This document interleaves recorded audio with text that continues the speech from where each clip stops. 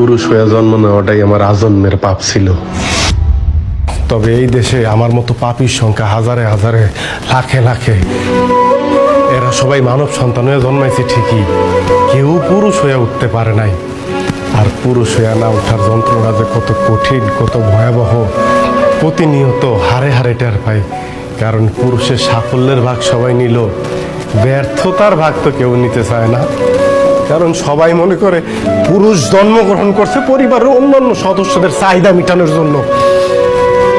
অনেকে ভুলেই যায় পুরুষ নামক মানুষটার মধ্যেও একটা মন আছে, একটা হৃদয় আছে, হৃৎপিণ্ড নামক একটা বস্তু আছে।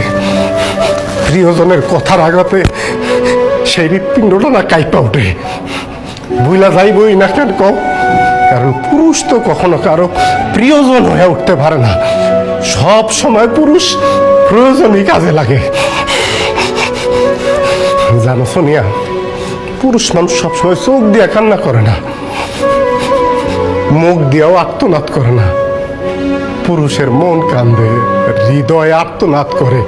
পুরুষ আবার সেই আর্তনাদ বুকের মধ্যেই চাপ দিয়ে ধরে রাখে, যাতে প্রিয়জনরা না শুনতে পারে।